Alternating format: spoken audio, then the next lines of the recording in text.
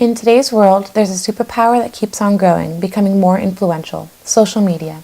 I'm talking about Facebook, Twitter, Instagram, Snapchat, and dozens of other platforms out there. Our social lives now revolve around finding that perfect Instagram-worthy shot, and so do the lives of the 4 couples we interviewed.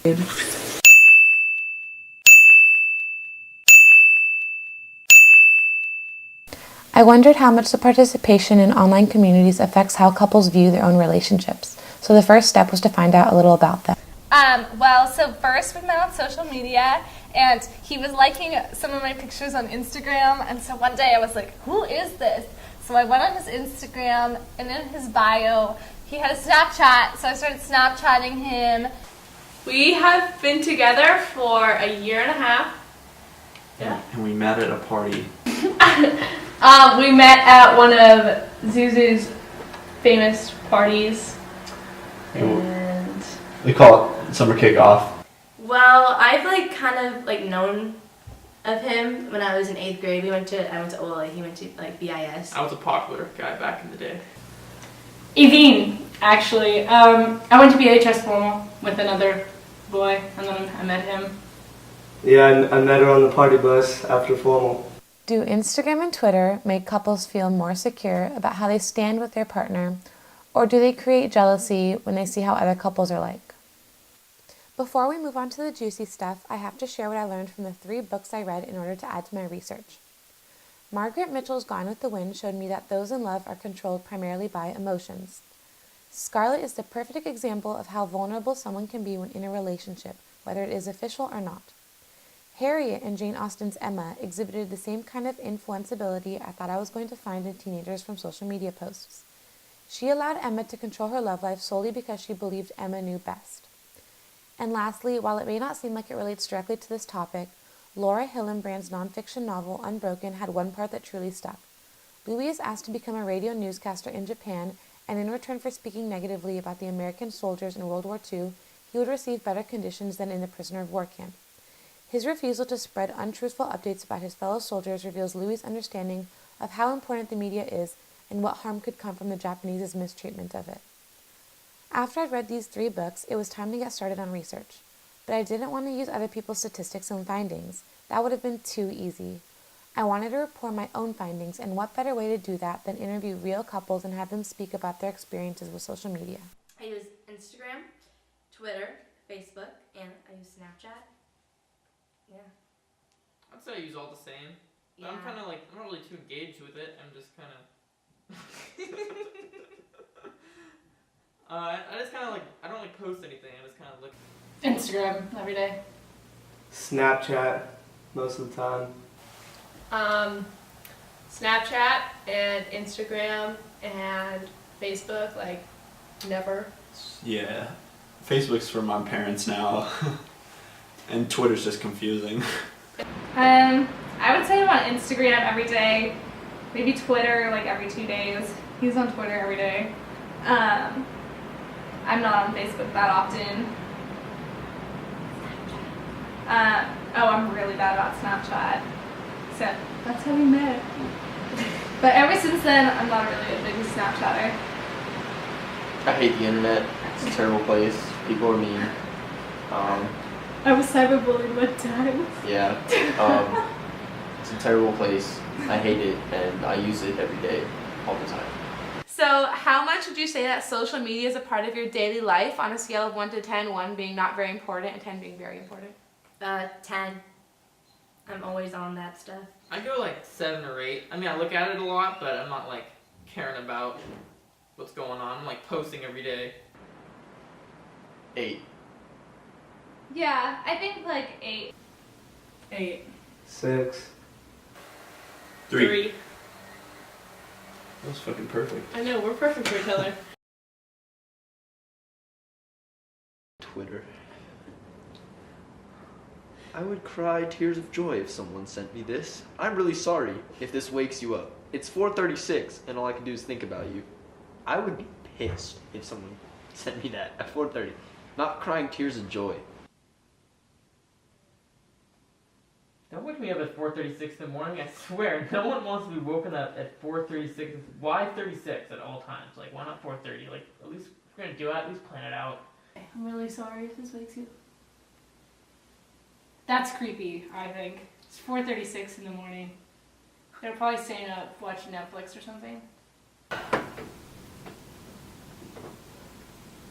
I do that all the time. That's weird. Okay. You could wait to text. You don't have to text her at 4:36 in the morning. Go back to bed. She's gonna be sleeping. I mean, yeah, she'll wake up with a smile.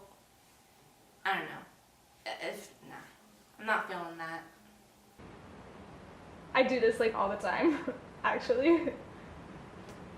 Yeah, I don't know. I think it's pretty normal to have insomnia and then text like your boyfriend or girlfriend and be like, hey, wake up, wake up, wake up, WTF, wake up, wake up, wake up, I'm lonely.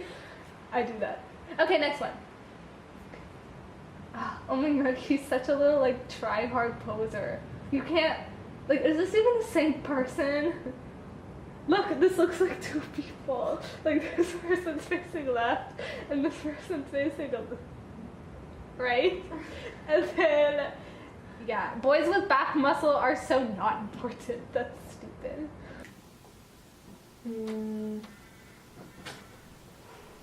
Those are actually some nice backs.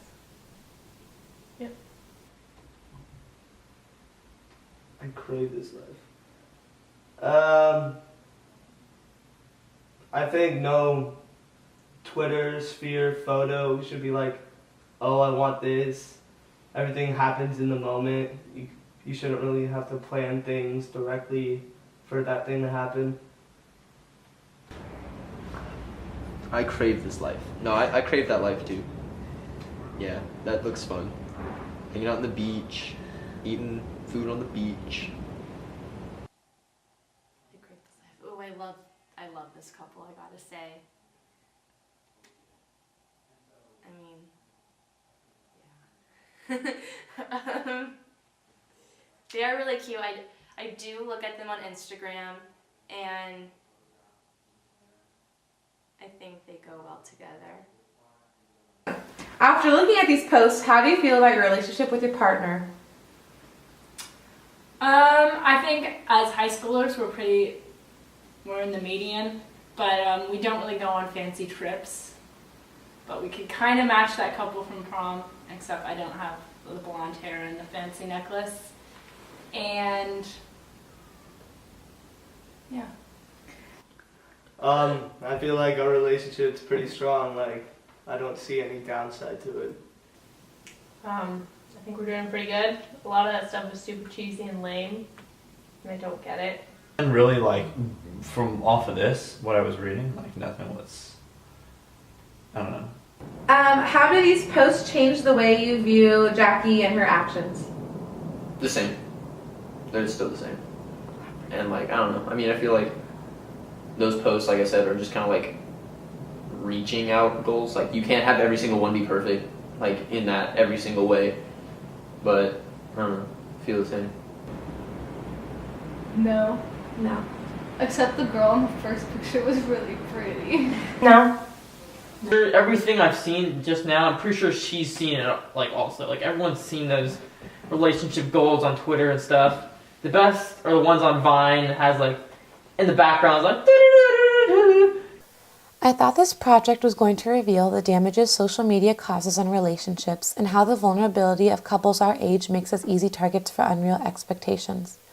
My assumption was that couples were going to see the cute things other couples do and feel jealous, or that the posts were going to highlight something that they don't see in their significant other. This was not the case. These people, who have issues of their own, didn't use the posts they saw as ammunition to spark jealousy or resentment towards others.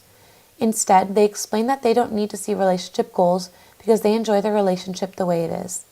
While these interviews don't constitute as a real study because of the small sample size, it does give us a starting point for looking at teenage relationships and how they're affected by the media. I'd like to end on this note. We need to give couples of younger ages more credit than they receive. We are not as vulnerable and naive as others think we are. Adolescents of today can rise above the influence of the media and live their lives without the weight of society's expectations on their shoulders.